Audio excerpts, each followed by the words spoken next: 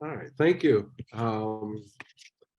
It's an honor to be here, and it's really exciting to have this show up and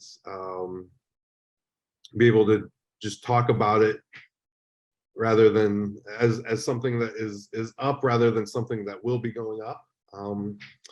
A couple things I want to kind of acknowledge.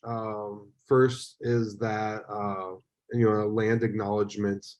The Lenape people lived in Manhattan and elsewhere in the Northeast for thousands of years peacefully until colonizers pushed them out of their land and committed atrocities. And so, I don't think it's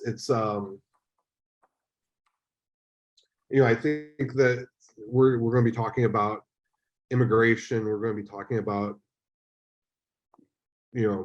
immigrants, living, working places. But one thing to acknowledge, especially in the United States, is that unless you're indigenous, we're all immigrants, and it's also impossible to really talk about, I think, immigration and the work conditions, the human rights of migrant workers without acknowledging the fact that the United States has a humanitarian crisis going on. And I think I just have never before, I don't know that we've ever seen taxpayer funded kidnapping and human trafficking like we have seen this past week. Governors of Florida and Texas should be immediately arrested. They should never see daylight again. They should be behind bars for the rest of their lives. And so, the rest of my talk, we're going to be talking about the Arabian Peninsula, the GCC. But as someone who is originally from the United States, I just can't. I can't turn a blind eye to what's going on back at home. Although I'm currently from Minneapolis, I actually live in the Middle East. I live in the Arabian Peninsula, a country in the Arabian Peninsula. And I'm pseudonymous and not publicly really promoting this exhibition because I fear I could face repercussions.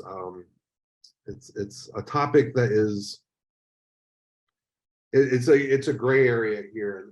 It's depending on the country, it's a hot topic, and protest here is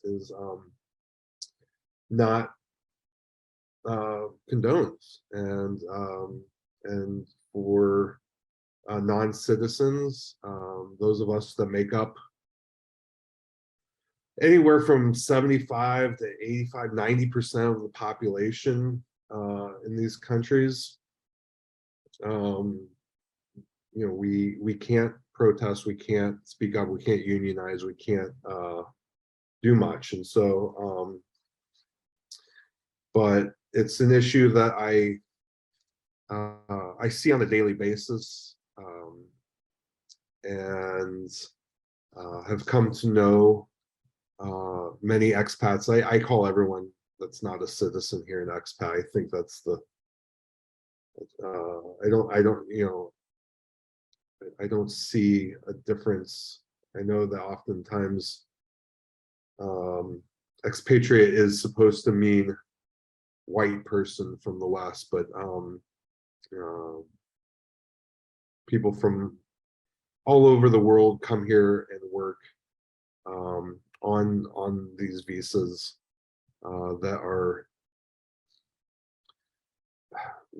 often very tenuous and very come with a lot of strings. And so but I also must say I chose to come here, and I am thankful for the employment I have here. And so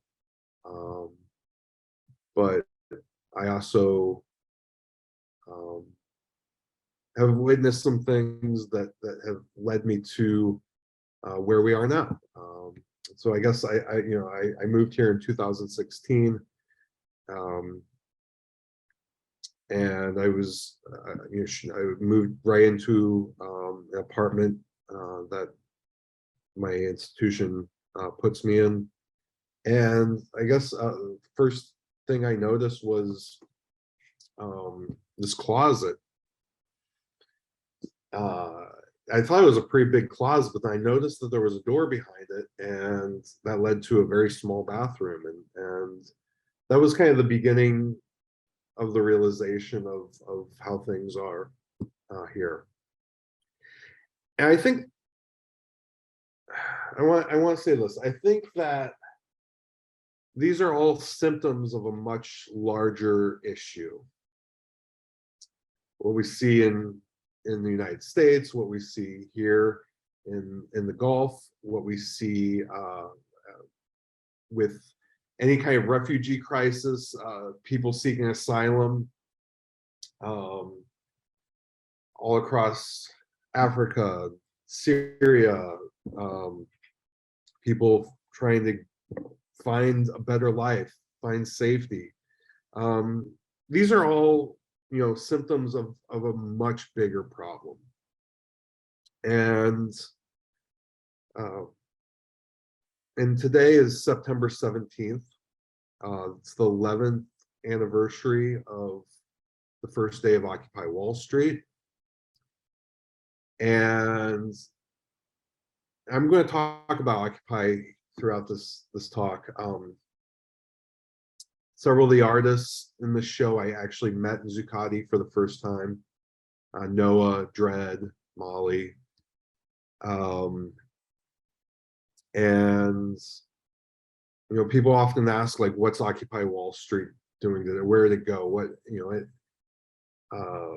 I think one thing to mention is that the show was printed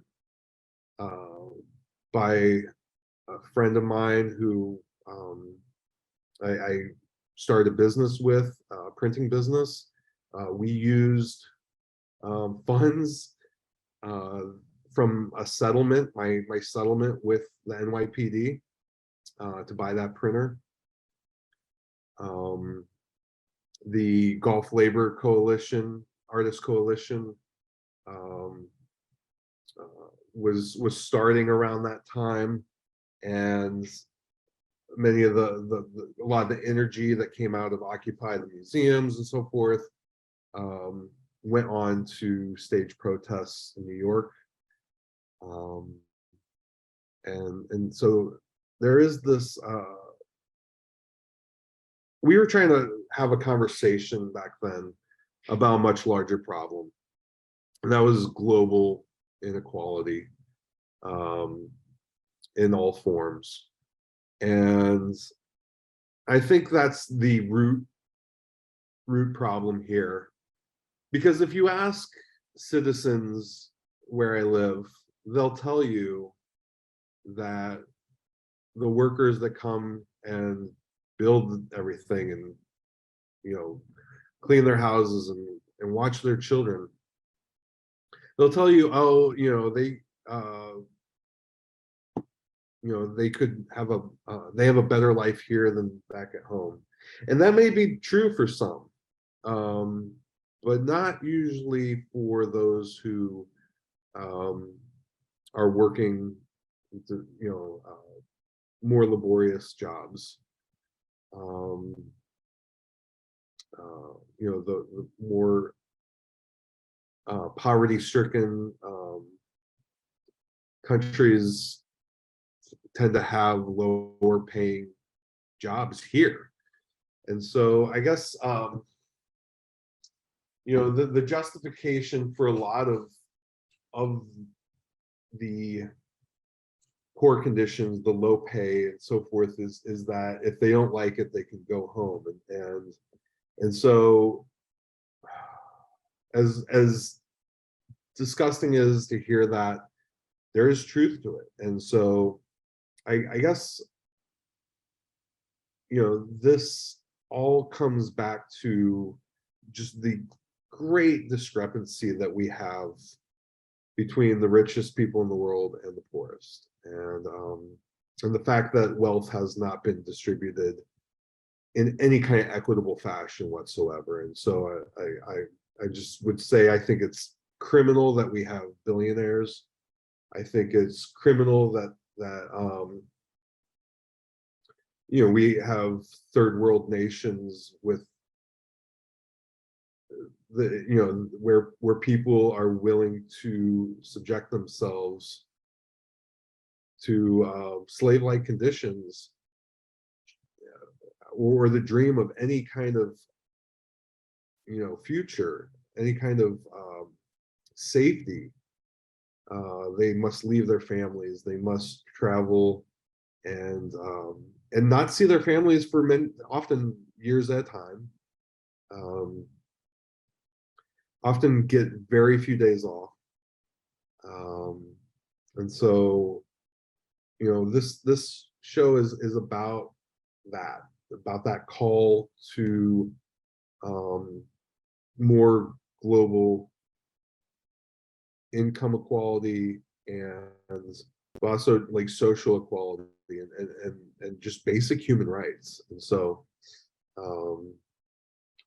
but it's certainly not an issue or problem that is only specific to this region. And I think we see that ever more clearly.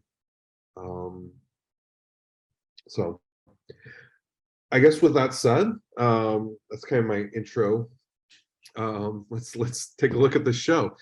So here we are at the entrance. We have a National Geographic with Jonas Bendiksen's article, or the article that he illustrated through photography, Far From Home, and we'll see a slideshow of his work later. We have the Gulf, High Culture, Hard Labor, and that is all about the Gulf Labor Artists Coalition, edited by Dr. Andrew Ross from NYU. And then lastly, we have Molly Crabapple's article, was it Slaves of Happiness Island or Slaves of Saadiyat Island? Saadiyat means happiness. So I'll kind of talk more about her work when we come around to it. So, all right. I love this Matterport. This is the good thing that came out of COVID, I think, is that we can virtually visit shows anywhere. So, all right. So, this exhibition starts with Hannah Barzik's illustration, Human Trafficking Maze. And this piece kind of inspired the layout of the exhibition to some extent. I mean, the previous show had the walls set up like this, and I was like, actually, let's go with that. I like that kind of how you're forced to kind of weave through the show, and that really kind of reminds me of the long lines that I see workers here going through from when they arrive They're put into special lines at passport control, and then they are kind of forced through all these other lines to get their visa, whether it's health checks, photos and stamping, and there's such a maze. And I think that's a kind of this visual element that I wanted to carry through here. It's a maze to deal with the bureaucracy of many of these countries. There's a lot of paperwork, a lot of stamps that have to get approved from each ministry and so forth, and so I think and it's a maze that I think doesn't have a lot of way out. In fact, there's it's kind of like only one way out, and it's to turn around and go the way that you came. So also, this the layout of the show is broken down into smaller spaces, which kind of replicate the dormitories that guest workers inhabit, the buses that I see them jam-packed in, and so or even the space that was in my first apartment here. Moving on, we have Molly Crabapple's work I mentioned earlier. So she wrote this expose for Vice, and she went to Abu Dhabi, and she went to this island, Saadiyat Island, where they built the Louvre. NYU Abu Dhabi has their campus. A Guggenheim is in the works. And so she actually went to the work sites. She snuck on to these work sites because she had these handlers that she had to kind of deal with as a journalist, because journalism there is is very surveilled. So these works kind of depict two workers sitting underneath a bus for shade. The heat here can often get up to 140, 130 degrees easily, especially along the coast. There's a lot of humidity, so they work in just immense heat. It's often, I don't know how anyone bears it, but they do. And so this is kind of a construction site where the Guggenheim, or excuse me, this is where the Louvre was being built. So she interviewed several of the workers during her time there, and one went on to say, my message to the head of the Louvre would be to come and see how we are living here. And and that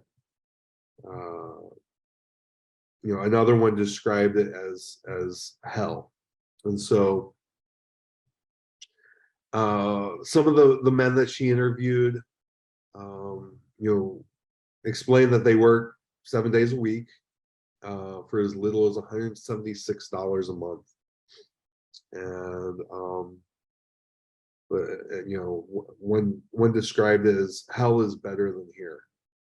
And so Abu Dhabi had some protests, some kind of workers' strike. There's currently a workers' strike for Deliveroo and Talabat, which is a similar to like Uber Eats, because they're not being paid equitably or even fairly. Oftentimes passports are going away, but protest is squashed here completely. If you're, even for citizens, but definitely for an expat, you get deported, no questions asked. And so it is often, for many, the quickest way out of this maze. So moving on, we have Ryan Inzana's illustration they did for a Nation article about women being trafficked to the Gulf here. So in this piece, you can see what appears to be the Kuwait towers in the background. So this kind of just showing the domestic worker. They face different kinds of conditions while they're not outside, usually in the sweltering heat. They face physical abuse, sexual abuse, mental, psychological abuse.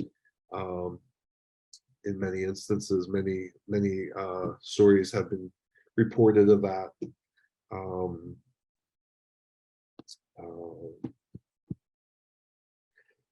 And often you'll hear stories of suicide. You know, this piece, what kind of caught me was the balcony, and there's been recent stories of domestic workers jumping off balconies in the region. And so you know, often what happens is their visas are taken away, or excuse me, their passports are taken away. Their visas are often auctioned or sold to the highest bidder. Domestic workers, in many cases, work 365 days a week. And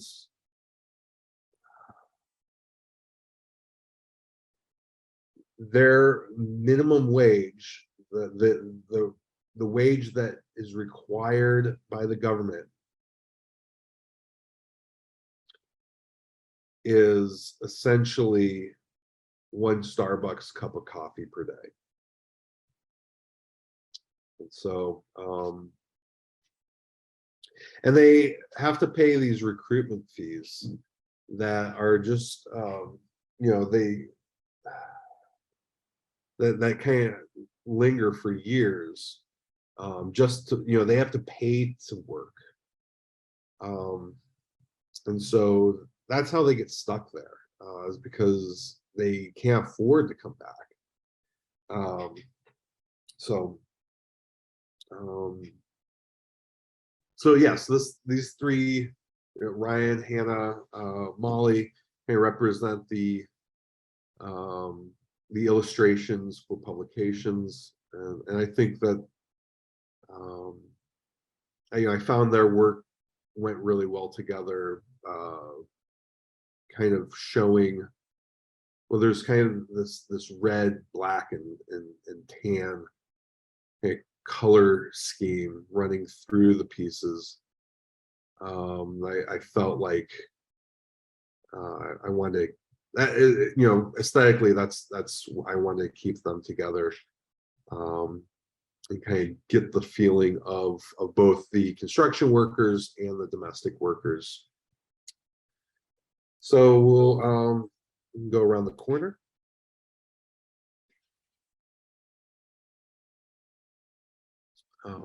Let's go.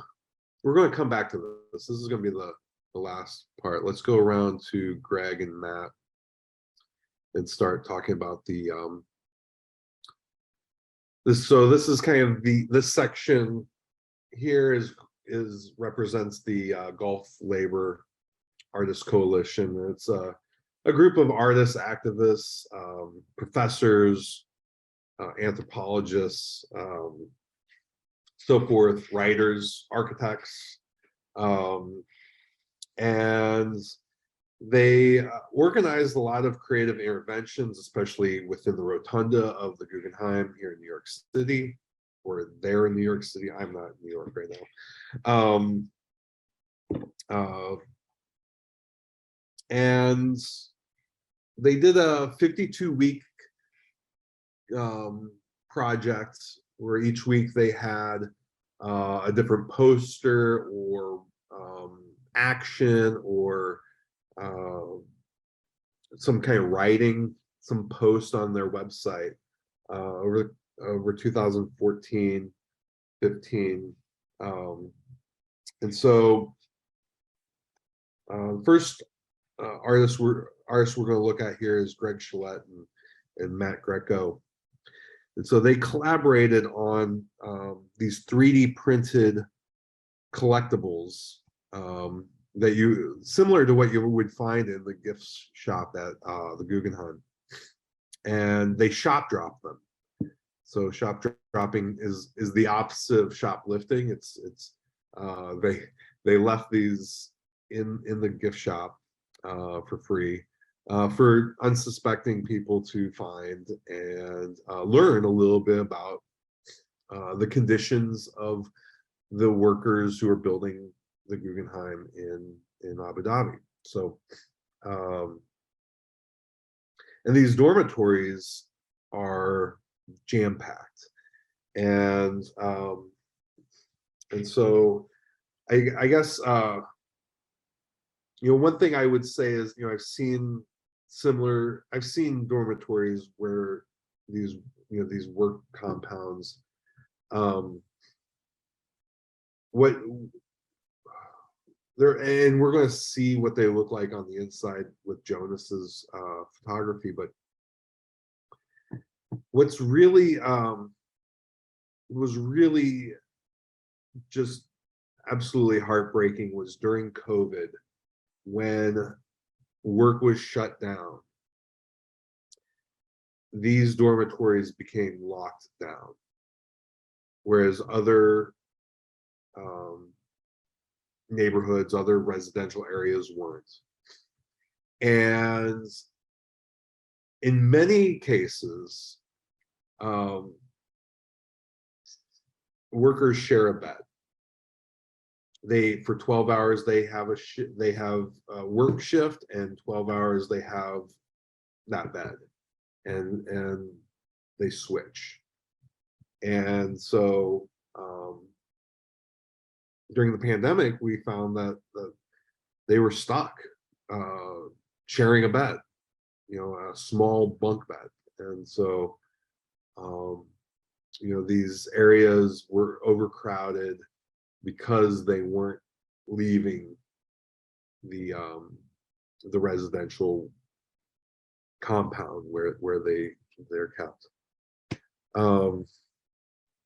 So this was one of the first actions. This was week 7 of that 52 weeks by the Gulf Labor Coalition. They included some documentation of the shop dropping action, and we can also see the kind of a larger version of the insert in the package. So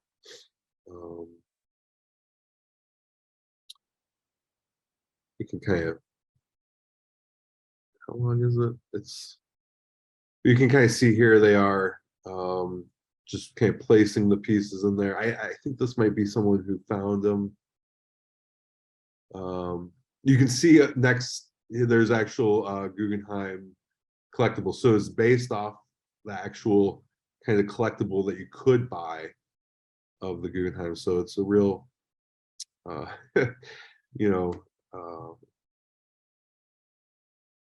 it's clever. It's a very clever action, and it's definitely something I wanted in this show, because as I mentioned earlier, I thinking about space, thinking about the residential space given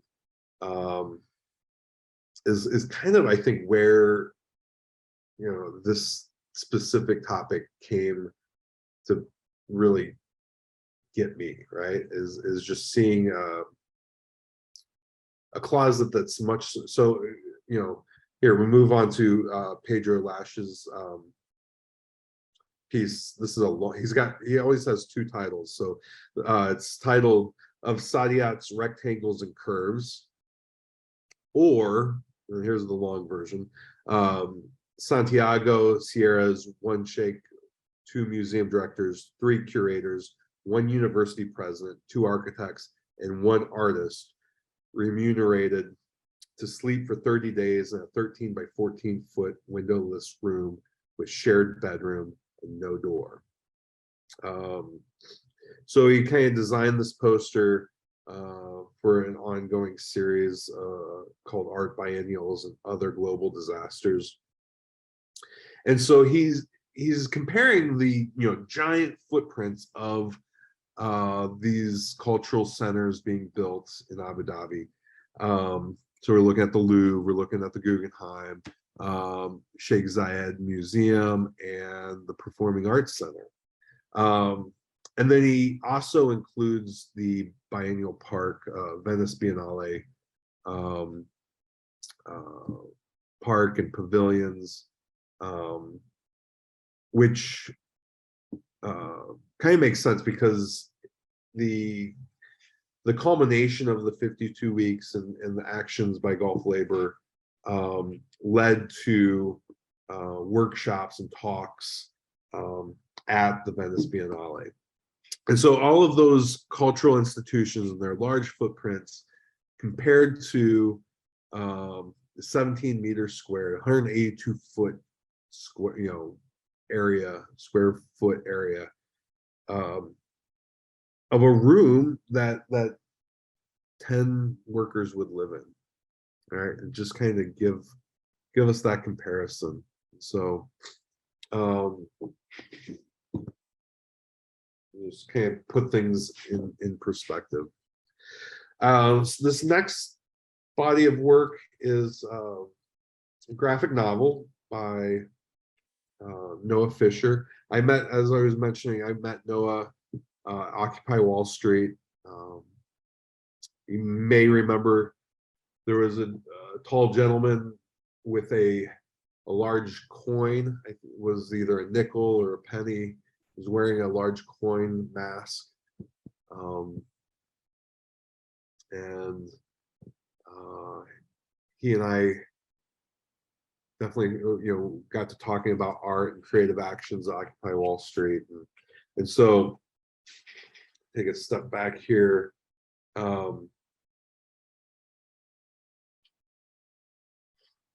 So Noah,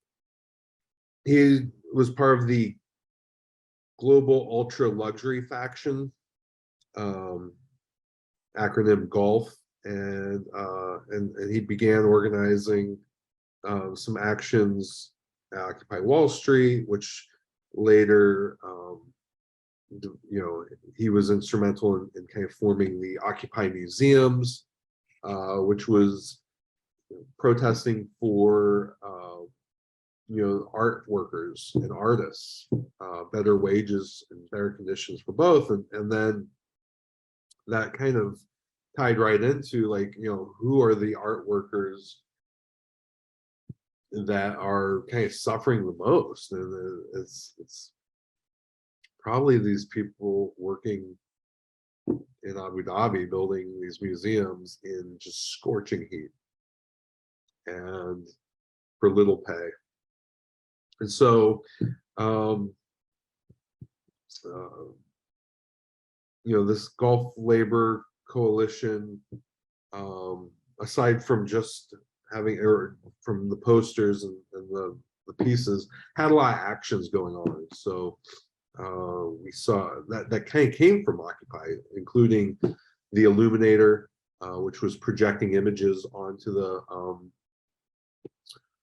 the Guggenheim Rotunda, or the facade rather, banner drops, sit-ins at the Guggenheim, and really kind of holding the Guggenheim accountable and to the point where they had no choice but to like sit down and talk with them. And so this piece, 12 page graphic novel.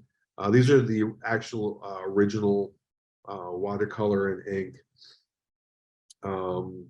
drawings, and this series is called The Giant Pit, and it explores the absurdity of labor abuse within the contemporary visual arts.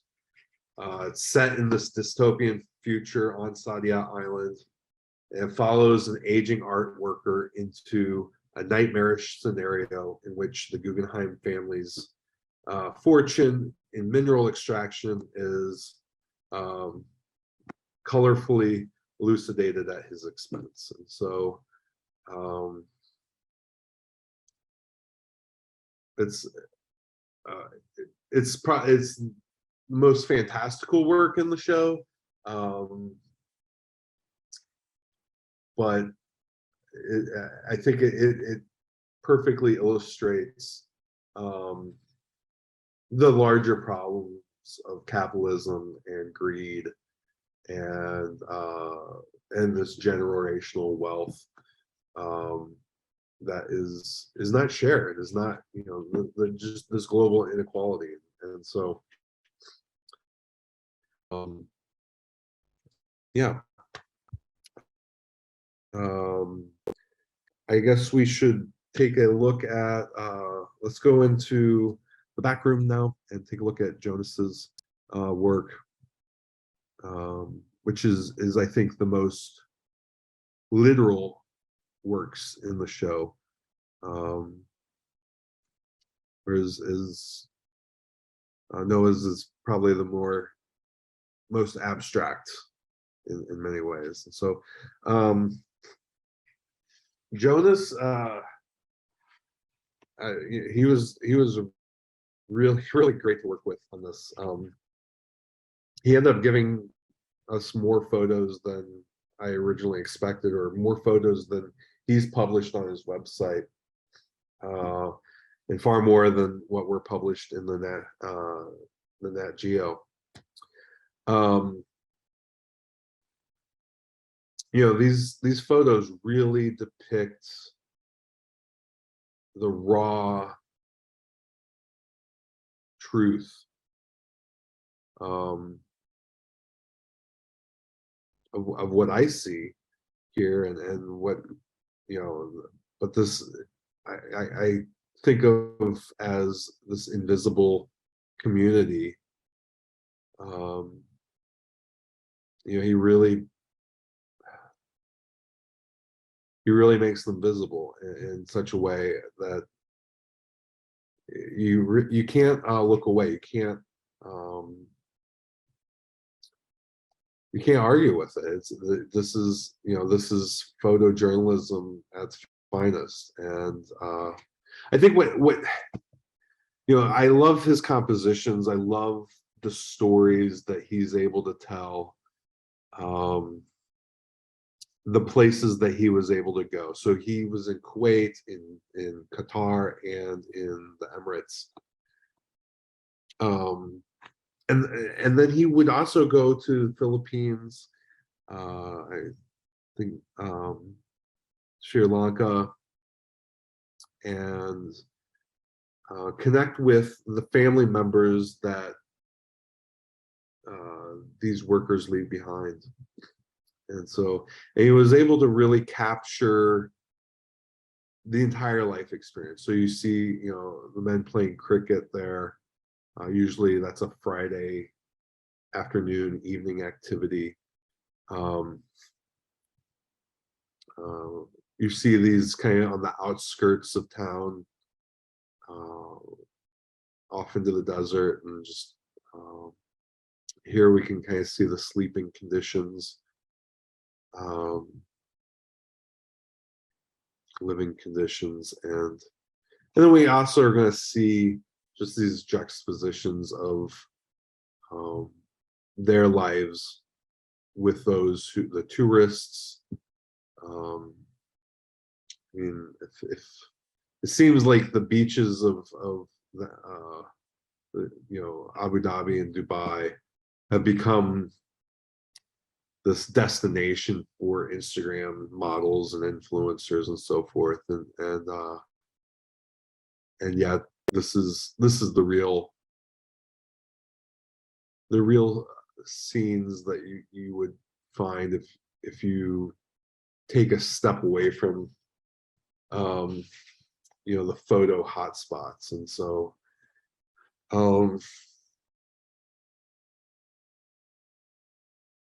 yeah, his work is just, I mean, from a real human perspective, but also great compositions, great moments captured. So you can see here, the money being sent back home,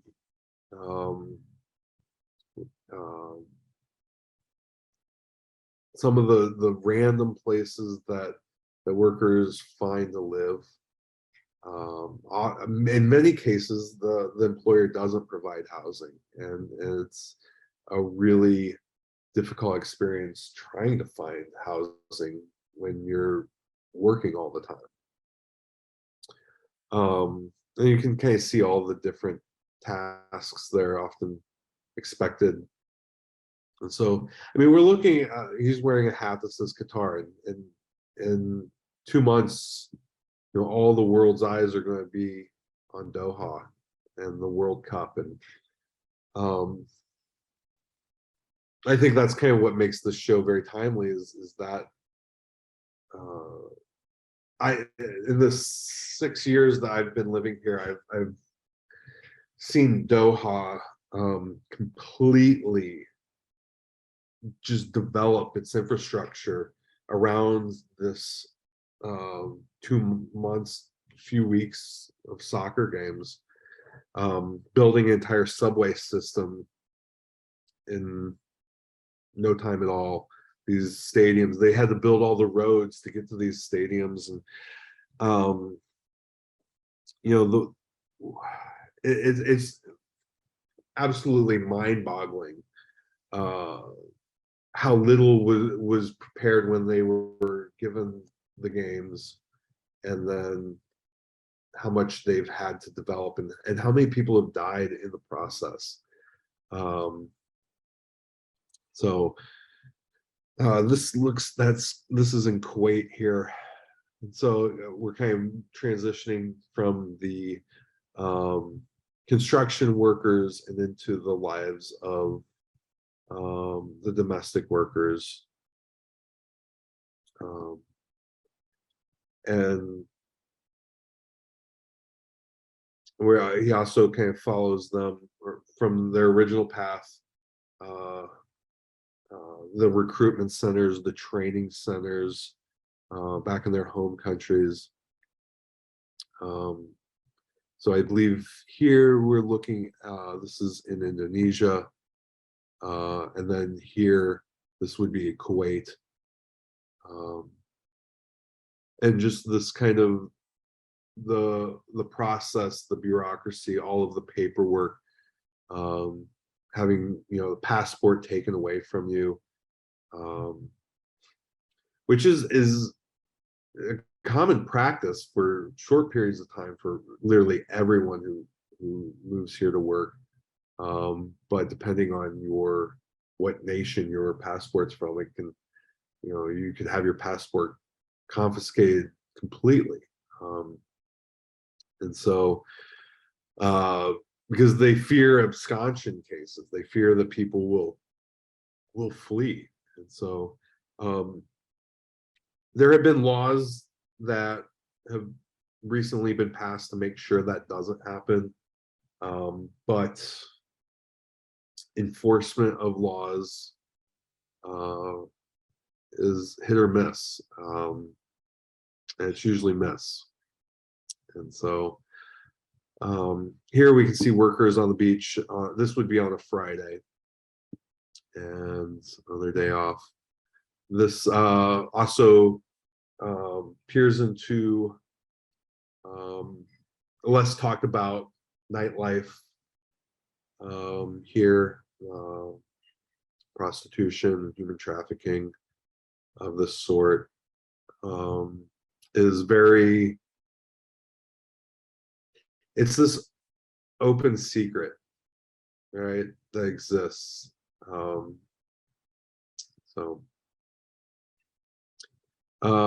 here we're looking at the Emirates, and just also, like, I mean, everyone really like working, you know, a full day's job is from another country. Everything that, really everything, you know, and it's not just from, you know, Southeast Asia or Africa. I mean, people come here to work from Egypt, Syria, Lebanon, Turkey, and so, you know, all of the jobs that aren't owner or, you know, upper management, ministry jobs are the expats, including myself, you know, and so very rarely, and there are certainly exceptions to the rule. There are definitely citizens who work in the private sector, who are entrepreneurial, who you know, artists and creative people, but for the most part, all of, you know, the majority of the work is done by those coming there, and they have the money to do it. I mean, to some extent, that these countries are, you know, very socialist in nature. Free school, free housing, free healthcare, not necessarily free housing, but free land. You're often guaranteed a plot of land, stipends for having children, for getting married, but that's specifically for citizens, and a citizen usually means that your father was a citizen, and their father was a citizen, and so forth. And so, you know, if your mother is a citizen but your father isn't, you aren't. And so, and we see a lot of, there's an organization here called the Gray Zone that really reflects, or you know, talks about how women citizens don't have the same rights as male citizens. So coming back to what we're seeing here, we're seeing, you know, these training centers back in the Philippines or Indonesia, where, you know, they are preparing to start, you know, to travel to these Gulf countries and essentially hand over their entire life, night and day, at their employer's, in a closet in their employer's house. So, and the recruiting ads. So, and you can, in these last few photos, can see the kind of some juxtapositions, and this image is one that really struck me. Just kind of the yeah. So, you know, I what can I say? It just, you know, I think that I definitely wanted Jonas's work in the show because there's no lies. There's no, not that the other artists are lying, but this is the real truth. And so, as much of an, as I love art, I love pure, cold, hard documentation of actual conditions. So, all right. I kind of took us a little bit out of order. I'm sorry. But we're going to go back to the Gulf Artists Coalition, the 52 weeks, and I'll try to kind of speed through this a little bit. So first piece over here is Mariam Ghani's poster titled "And We Wondered," sorry. And so this overlays text from interviews with Gulf Air cabin crew members. And I think there were Scandinavian crew members that were recounting these stories of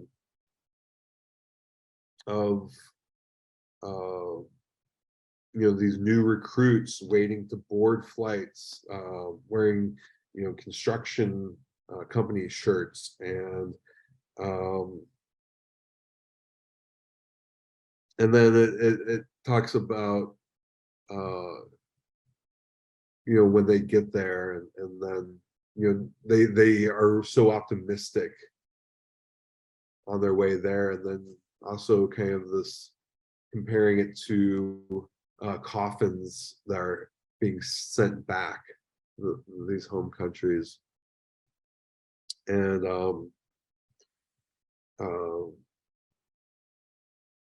kind of mentions what they call the devil's bargain, is I don't know, I think there's from the people I've come to meet and talk to, I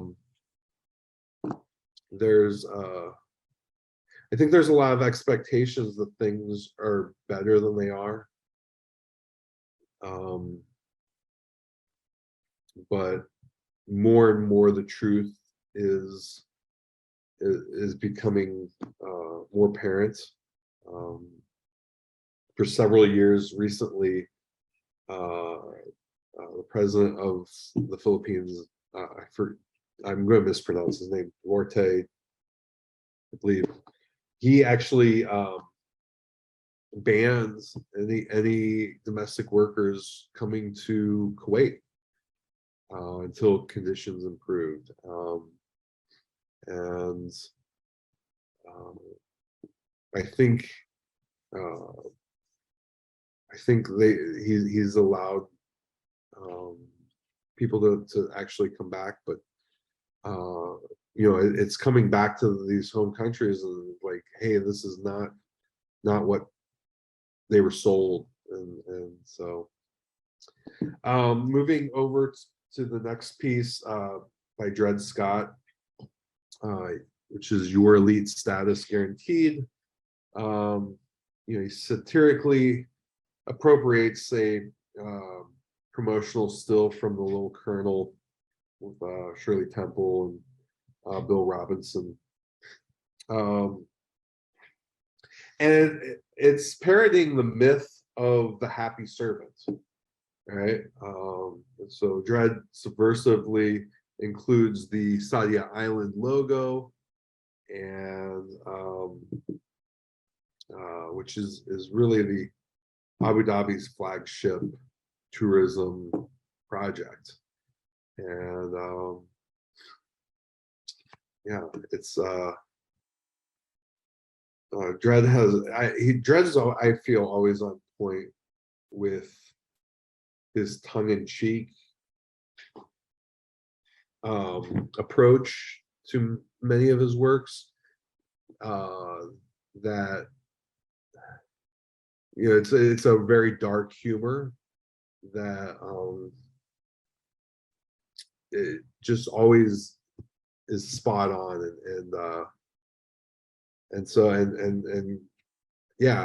what I love about Dred's work is just like he doesn't he's not trying to make anyone feel comfortable, and I love that he makes people angry. And I first heard about Dred in my freshman seminar, like in my freshman year of college. And I remember I had this aha moment where I was like, man, this guy is pissing off all the people I hate. I love it. and I want to do that. I think that's what, you know, I had grown up to believe the art was decoration, and here was this guy who was like really sticking it to him. So glad he's part of the show, and he's always, it was great seeing him, sitting next to him at dinner after the opening, and getting to talk to him, because he's a genius. And next piece is Jarrett Videra's Blue Skies, White Walls, Brown Bodies. It's a poem, and it's you know, kind of put it right there in the center of that back wall to kind of draw you in to the pieces next to them that have much smaller text. So kind of be that centerpiece, and then kind of work its way out across that wall into more text heavy pieces. And then the last piece here is we have Todd A. Young and Jelena Stojanovic. And they're part of, they call themselves the Alien Abduction Collective. So so this diptych poster, A Paradox on Citizenry and Creativity, is a digitally altered image of a janitor mopping the floor of a Chelsea gallery, and kind of drawing connections between immigrant labor that is behind both the construction of global art museums and the service work in New York City. So both sets of laborers maintain the hygiene of the privileged white cube of creative capital. Their specific social, political, and economic conditions may be different in some ways, but they're both wage slaves of imperialism, colonialism, private property, and of the international capitalist markets. And so, you know, these, yeah, kind of bring it back. This stems from a much larger problem. This is just the symptom. So so we've kind of looked at the selection from the Gulf labor artists. There were 52 weeks of I could definitely not fit, I don't even think I could fit the whole 52 weeks in the gallery, but if you check out the book, this one, oh, you can't really see it, the Gulf High Culture, Hard Labor, you can see all 52 weeks as well as essays. All right, so this last section of the show is made by artists, as photography by myself and two artists that also live in the region. Aparna Jayakuma and Khalid Al Baih. We're both residents of Doha. Khalid has been in Denmark and I think Norway the past few years, but this was originally his concept. And you know, this is you know, all of this work is social practice, but this is the social practice that that those of us living here are able to make. And so let me kind of discuss what the idea is here. So on Fridays, that's the day off, right? That's like kind of like America's Sundays, or most, like it's the holy day, right? And so for many of the workers, they do get a day off, and not all, but many. Some might only get one day off a week, or excuse me, a month, 1 or 2 days, but it's usually a Friday. And this is the day that they are not wearing overalls